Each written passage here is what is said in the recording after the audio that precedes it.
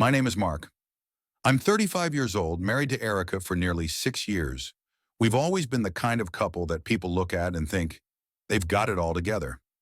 Our marriage seemed solid on the surface. At least that's what I thought.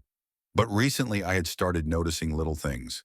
Texts left open on Erica's phone, a sudden obsession with self-care, late nights at work, and the growing distance between us. I didn't want to believe it, but the suspicion kept gnawing at me, digging into my thoughts when I was alone. Erica had always been warm, loving, and attentive. When we first met, she was everything I had ever wanted. She was beautiful, kind, and easy to talk to. We had built a life together, a house, two dogs, and even a few plans for a future that seemed perfect. But in the past few months, something had changed. I couldn't quite put my finger on it, but I knew things weren't the same. And so one evening, after a long day of work, I found myself in the closet we shared. It was an ordinary task. I was looking for a jacket to wear for a casual dinner with some friends when I noticed something unusual. A small leather-bound journal tucked behind a row of coats at the back of the closet. It wasn't hers. I would have known if it had been. She had a different style, and besides, Erica wasn't the type to write in a journal. At least, she never had been before. I hesitated for a moment, standing there in front of it, wondering if I should just leave it. Maybe it was something private, something that wasn't meant for me.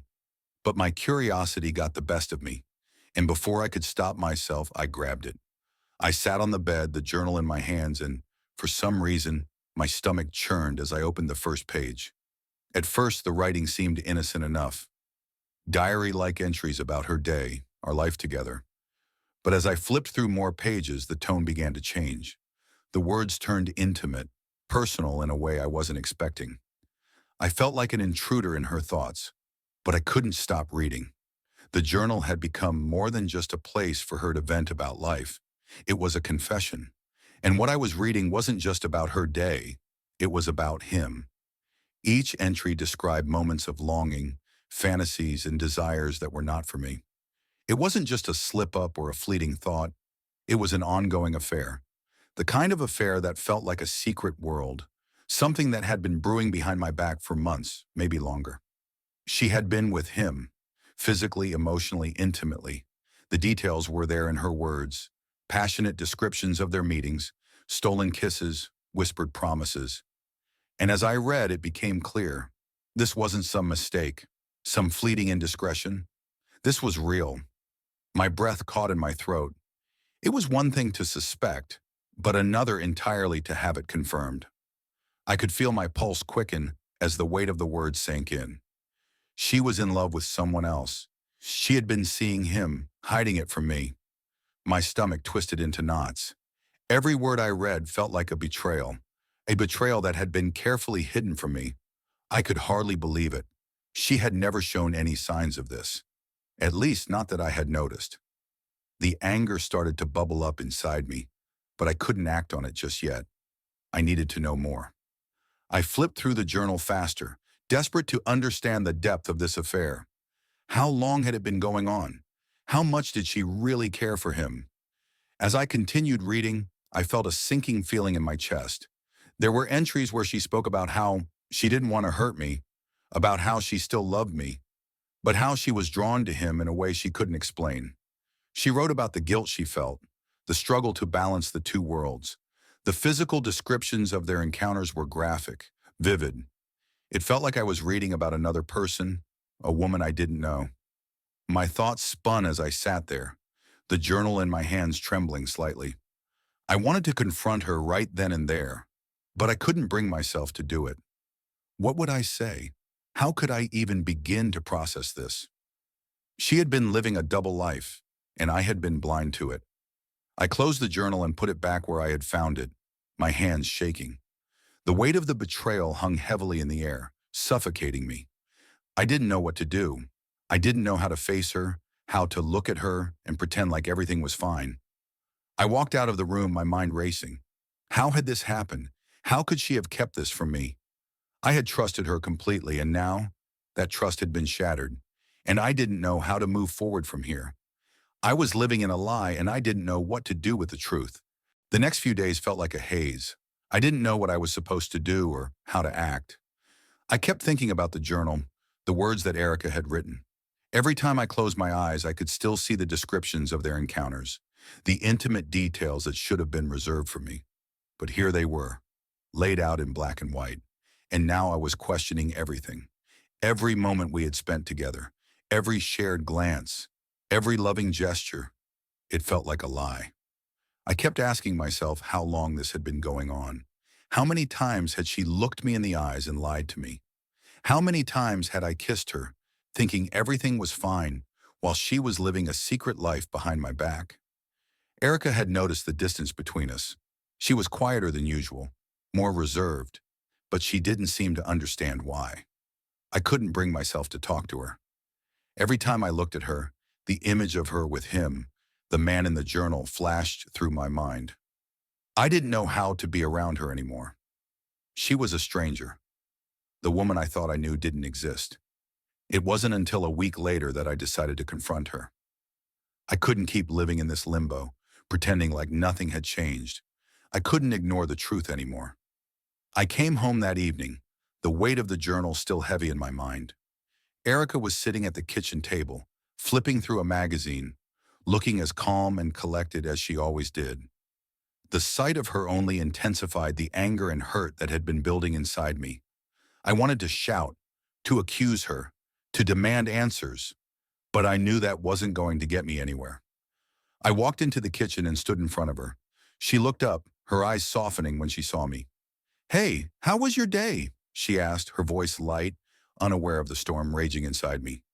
"Sit down, Erica," I said, my voice sharp, cutting through the calm. She blinked in surprise, the smile fading from her face.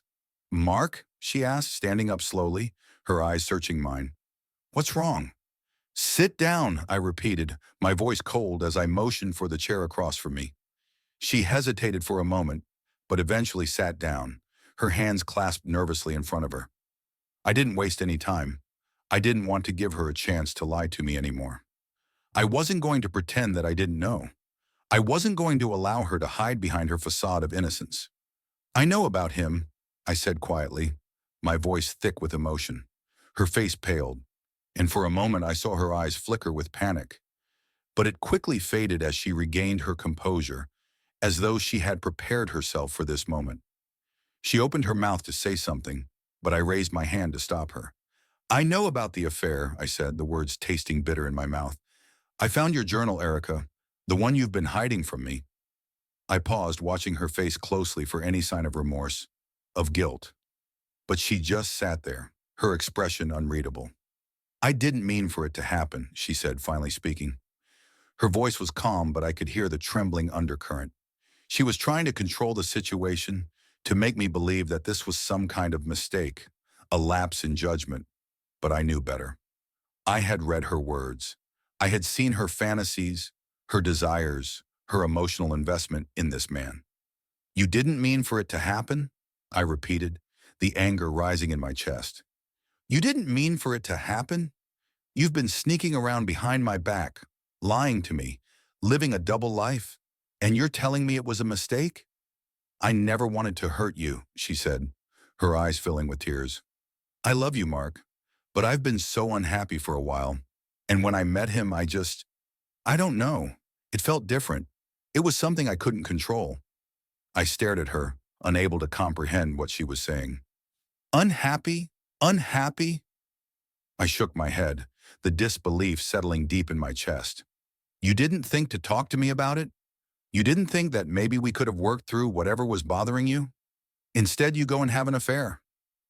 "I didn't know how to talk to you," she said, her voice cracking. "I didn't know how to explain what I was feeling. It wasn't about you, Mark. It was about me, about what I was missing. I thought I could keep it a secret, that it wouldn't affect anything. But I see now how wrong I was. I didn't know what to say. The pain was too much. I could feel the weight of the betrayal crushing me. How could she have been so careless with my heart? How could she have been so selfish? I had given her everything, and she had thrown it all away for a moment of selfish pleasure. I stood up, my hands shaking as I walked away from the table. "I don't know if I can do this anymore, Erica," I said quietly, my voice barely above a whisper. I don't know if I can keep living this lie, knowing what you've done. Please, Mark, don't say that, she cried, her voice desperate now. She stood up, her hand reaching out to me, but I pulled away. I love you.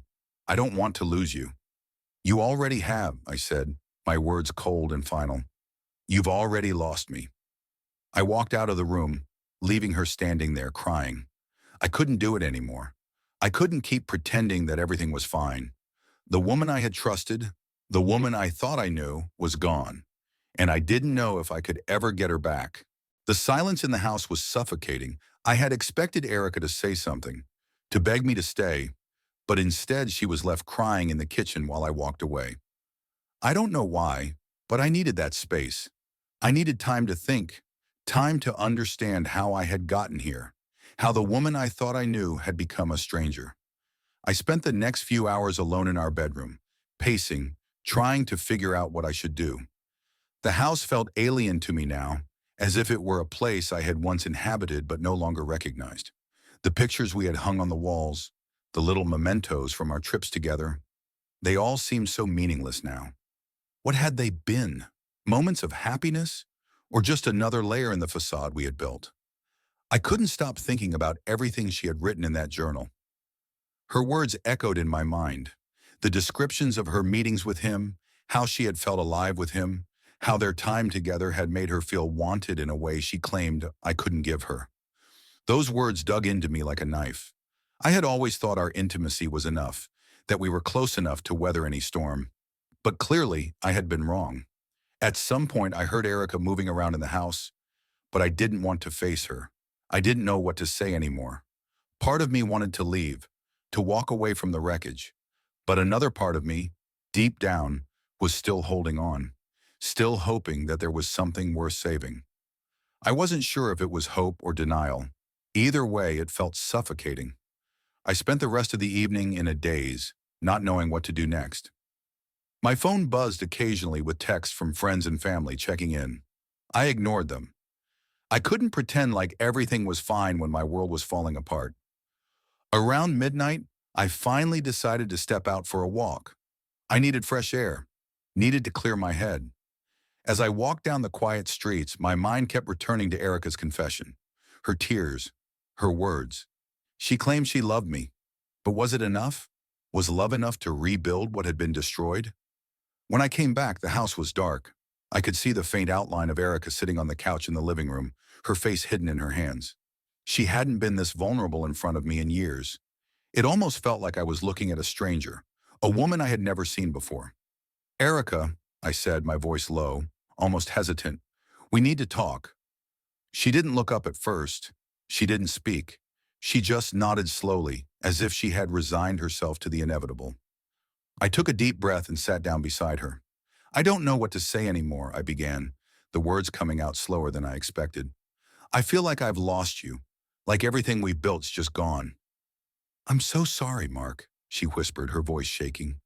I never meant for any of this to happen. I never wanted to hurt you. But I've been unhappy. I didn't know how to tell you. And then Daniel came along and it just happened. The way she said his name felt like a dagger to my chest. It wasn't just an affair. It was something more. She had opened her heart to him in ways she had never opened to me, and that realization hurt more than I could put into words.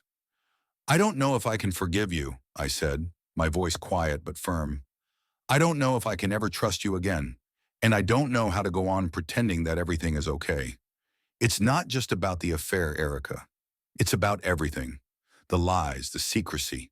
It feels like everything was a lie. I never wanted to lie to you, she said, her voice breaking. I was afraid that you wouldn't understand, that you'd think I was a bad person. But I've made the worst mistake of my life, and I will live with that guilt forever. I stared at her, trying to process her words, trying to make sense of the pain I felt. What do you want from me, Erica? I asked. What are you asking for? Do you want me to forgive you? Do you want us to keep trying? Because I don't know if I can. I don't know if I can be the person I was with you after everything that's happened.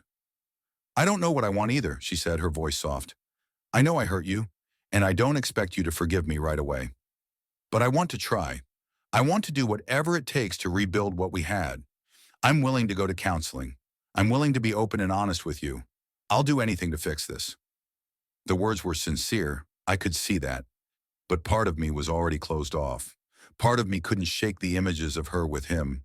Part of me couldn't stop wondering if it would always hang between us like a shadow, a reminder of the betrayal. "I don't know if we can go back to what we were," I said, my voice barely above a whisper. "I don't know if I can get over this. It's too big. It's too deep." She looked up at me, her eyes red and swollen. "I understand if you need time, but please don't give up on us. Please don't give up on me." I stood up slowly, the weight of the decision pressing down on me. I didn't have the answers. I didn't know if I would ever trust her again.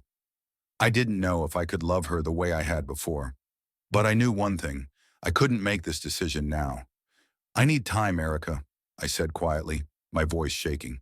"I need time to figure out if I can forgive you, if I can ever look at you the same way again." She nodded slowly, a tear falling down her cheek. "I'll wait. I'll give you as much time as you need. But please just know that I love you."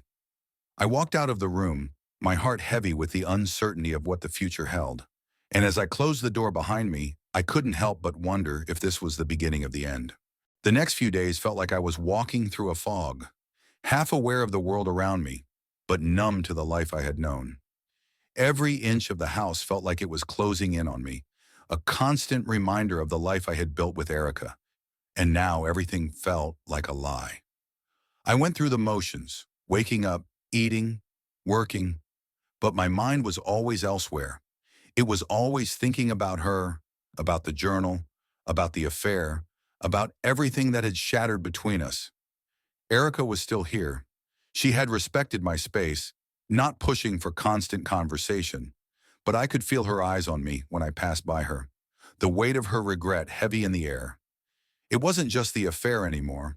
It was the silence between us, the painful gap that had opened up overnight, a chasm between who we were and who we had become. I hadn't made any decisions. I hadn't called anyone, told a friend or family member, and I hadn't responded to any of Erica's tearful texts. I couldn't bring myself to tell anyone, not yet. I didn't know if I was angry, devastated, or just numb. I didn't know if I was still in love with her, or if I was just trying to hold on to the memory of who we had been. Was it possible to rebuild something this broken? Could we ever go back to being the couple we once were? Or had that been destroyed forever? Each night, as I lay awake in our bed, Erica's presence on the other side felt distant. I would hear her soft breathing, but it wasn't the same anymore. There was a distance now, a physical space that neither of us dared cross. And when I closed my eyes, I couldn't help but picture her with him, the way she had written about him, how she had felt alive with him, the stolen moments, the secret meetings. I could feel the betrayal creeping into every corner of my mind, poisoning the way I looked at her, at myself, at everything we had shared. But then there were moments, small, fleeting moments, when I would remember who Erica was before the affair. I would remember the way she made me laugh, the way we'd spent hours talking about our future, our hopes, our dreams. I remembered the feeling of her hand in mine, the warmth of her touch, the way we had supported each other through everything. How could that be the same person who had chosen someone else? I kept going back to that question. I couldn't understand it.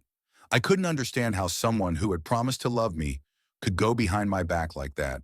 And even more, I couldn't understand how she could have kept it a secret for so long. How could she have hidden it? The lies, the deception, they felt like a betrayal on top of a betrayal. She had been living a double life, and I didn't even know it. On the fifth day after our conversation, Erica finally spoke up again. I had been avoiding her, not because I wanted to punish her, but because I didn't know what to say. I was still processing everything, trying to make sense of the pieces that had been shattered. That evening, she came into the living room where I was sitting, watching the television mindlessly. But I couldn't focus on anything. It felt like the world was moving around me, but I was standing still, lost in my own thoughts. "Mark," she began, her voice soft but determined, "I know I've been giving you space, and I know it's been hard, But I can't just stand by and wait for you to decide something that could take forever. I need to know if we can fix this or if it's already too late. Her words hit me like a wave, and for a moment I felt the anger rise again. The betrayal flooded back into my chest, and the weight of it almost made it impossible to breathe. I had never seen Erica like this before. Desperate, vulnerable, and broken. She had been so composed in the past, but now she was unraveling before me. It felt like a sick joke. Fix this? I repeated, my voice quieter than I intended. You think we can fix this, Erica? You think we can just erase the last few months? You think you can just apologize and everything will be fine again? She flinched at my words, and I could see the tears start to well up in her eyes. I couldn't stop myself.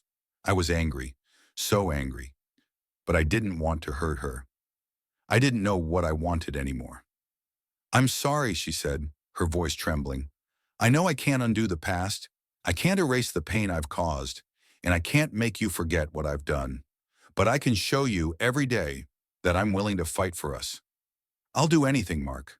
Please, I don't want to lose you.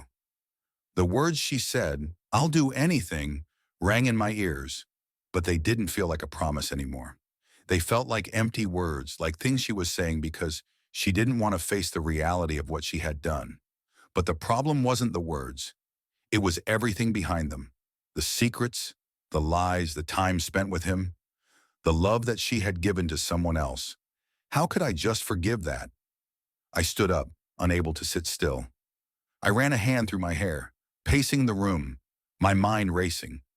What was I supposed to say to her? What could I say? How could I even begin to process this? I don't know what I'm supposed to do, Erica, I said, my voice strained. I don't know if I can forgive you. I don't know if I can look at you the same way after everything you've done. You've hurt me more than I ever thought possible. I know, she whispered, a sob escaping her lips. I know I've hurt you, but I can't lose you, Mark. I just can't. I looked at her, seeing the broken woman in front of me, and for a moment I felt a surge of pity.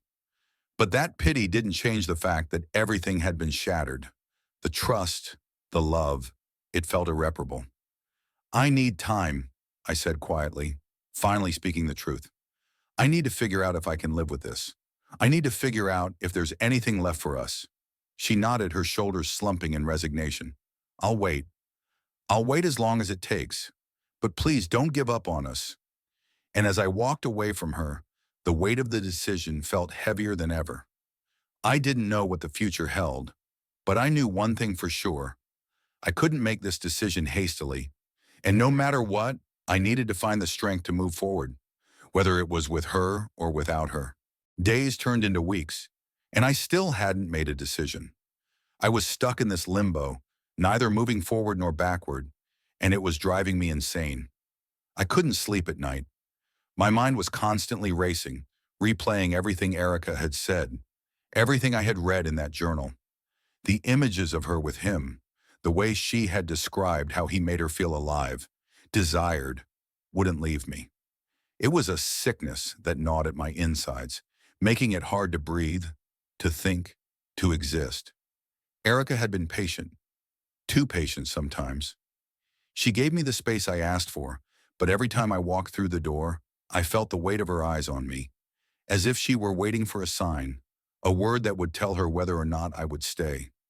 Every time I saw her, my heart wrenched.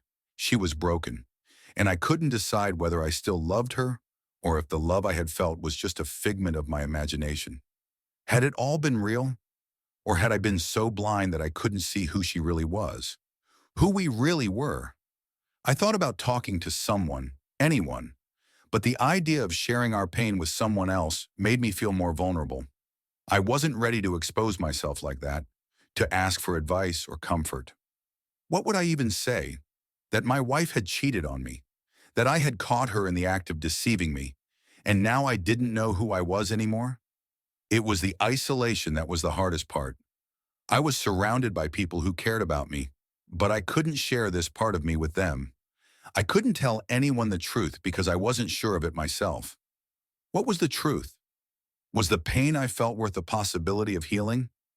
Or was it a scar I would carry with me forever? The guilt was there too. Every time I thought about walking away, a small part of me wondered if I was just giving up too easily. Wouldn't love mean trying harder? Fighting for her? Wasn't that what I should be doing? But then I would think about the things I had read, the secrecy, the lies, the affair, and the anger would rise again. How could I love someone who had betrayed me so completely? I knew I had to make a decision. Erica was right. She couldn't live in this uncertainty forever. But every time I thought I had a clear answer, a fresh wave of doubt would cloud my mind. I still wanted her. I still missed her in so many ways. But how could I ever go back to her after everything? One night, I couldn't take it anymore. I had been pacing the apartment for what felt like hours, my thoughts swirling in a never-ending loop. Finally, I grabbed my coat, stuffed my phone in my pocket, and walked out the door. I needed space, not from Erica, but from myself. I needed to clear my head, to break free from the constant tension and second-guessing. The streets were quiet, the city lights casting long shadows on the pavement. I walked for what felt like hours, not knowing where I was going, just needing to move. Eventually, I ended up at a small park near the edge of town. It was quiet there. The sound of the wind through the trees was calming, and for a moment I allowed myself to breathe. I let the cool air fill my lungs, and for the first time in days, I felt a slight sense of clarity. But even in the stillness, I couldn't escape the questions. The one question that haunted me was simple. Do I stay or do I go? I sat down on a bench, pulling my coat tighter around me. I closed my eyes for a moment, allowing myself to think about the future. What did I want? Could I really forgive her? Would I be able to move past this betrayal? Would I ever trust her again? I thought about the life we had built together, the quiet evenings, the laughter, the support we had given each other. Could those things be enough to rebuild everything that had been broken? Or was it too far gone? Would I always look at her and wonder what she was hiding? Would I always see him in her eyes? I didn't know. I didn't know anything. But one thing was becoming clearer. I couldn't keep living in this emotional chaos. I needed peace. I needed to make a decision and stop torturing myself with what-ifs and doubts. I pulled my phone from my pocket and saw a message from Erica. It was brief. Mark, I know you need time, but I miss you. I miss us. Please, when you're ready, let me know. It was simple, but there it was. An invitation for me to return. An invitation to decide what was next. And in that moment, I realized that I had already made a choice. I couldn't go back to the way things were. I couldn't unsee what I had seen, unhear the words that had been written. I couldn't go back to pretending that everything was fine when I was still hurting, still unsure of everything. But I wasn't ready to walk away entirely either. I wasn't ready to give up on the love we once had, on the hope that things could improve. Maybe, just maybe, we could rebuild. But it would take time, and it would take more than just words. It would take actions, and it would take trust. I stood up, staring at the city lights in front of me, my mind made up. I would talk to Erica. I would give her the opportunity to prove that she was willing to fight for us too, but I would no longer be the one carrying all the weight. This was going to be a journey we took together, or it wasn't going to happen at all. I walked home, my steps more certain than they had been in days. I returned home late that night, the weight of the decision pressing on my chest like 1,000 pounds. Erica was still awake, waiting for me. I could see the faint glow of the lamp from the living room, where she was sitting, her eyes tired but hopeful, a hint of expectation hanging in the air. I had kept her waiting long enough, but I wasn't sure I was ready for this moment where everything would either fall apart or begin to heal. When I walked in, she stood up immediately, as if she had been waiting for me to return. Her face was drawn, weary, but there was a glimmer of something there too, a quiet hope that she could somehow repair the damage she had caused. Mark, she said softly, her voice tentative, I've been thinking a lot about what you said, and I understand. I know I've hurt you, and I know I've broken your trust, but I need you to know that I love you. I love you, and I'm willing to do whatever it takes to make things right. Her words were familiar, and yet they didn't feel quite as reassuring as they once would have. The pain I felt wasn't something that could be erased with a few sincere sentences. She could say whatever she wanted, but there would always be that shadow between us. The shadow of her betrayal, the image of her with him. I took a deep breath, stepping into the living room and sitting down on the couch. She stood there watching me, waiting for me to speak, the tension between us palpable. I wasn't sure how to start. Words felt so small, so insignificant compared to what we had been through. But there was one thing that I had to say, one thing I needed to get off my chest. I can't pretend that everything's okay, I began, my voice steady but quiet. I can't pretend that I'm not still angry, that I'm not still hurt. You've broken my trust, Erica. You've shattered everything I believed in. She nodded, her eyes filling with tears, but she didn't interrupt. She just stood there listening. But here's the thing, I continued, my heart heavy. I'm not giving up on us. Not yet. I don't know what the future holds, and I don't know if I can ever look at you the same way again.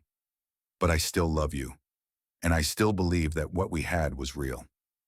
Her face softened, and she stepped closer, sitting down beside me. She reached for my hand, her fingers trembling as they wrapped around mine. For a moment, I didn't pull away. For a moment, it felt like maybe there was still something worth fighting for. I'm not asking for your forgiveness yet, I said, my voice thick. I'm not asking you to believe that everything will go back to how it was. But I need you to show me, day by day, that you're willing to fight for this. Fight for us. And that starts with honesty.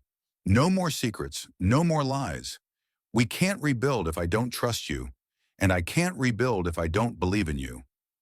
I'll do whatever it takes, Mark, she whispered, her voice breaking. I'll spend the rest of my life proving to you that I can be the person you deserve. I'll do anything. I looked at her, really looked at her, and for the first time in days, I didn't see the woman who had betrayed me. I saw the woman I had fallen in love with, the woman I had shared so much of my life with, the woman who, despite her mistakes, was still here, still fighting for us. But even as I looked at her, I knew the road ahead wouldn't be easy. Trust wasn't something that could be rebuilt overnight. And while I was willing to try, I knew it would take time. It would take effort. It would take both of us fighting to move past the hurt, fighting to find a new path forward. I squeezed her hand, and for the first time in a long time, I felt something stir in me. It wasn't hope, not yet, but it was the beginning of something. A chance to rebuild, even if it felt fragile and uncertain. I'm willing to try too, I said quietly, my voice more certain now. But it has to be both of us, Erica. We can't do this half-heartedly. It's all or nothing. I understand, she said, nodding, and I'll give you all of me. No more secrets, no more lies. And in that moment, I made a decision. I wasn't ready to fully forgive her, but I wasn't ready to walk away from everything we had either. I couldn't promise that we would succeed, but I could promise that I would try. We would try. Together.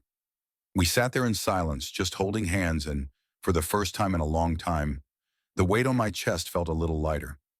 I didn't know where this journey would take us. I didn't know if we would make it through this, or if we'd end up breaking apart for good. But I knew one thing. We were starting again, and that was all I could ask for.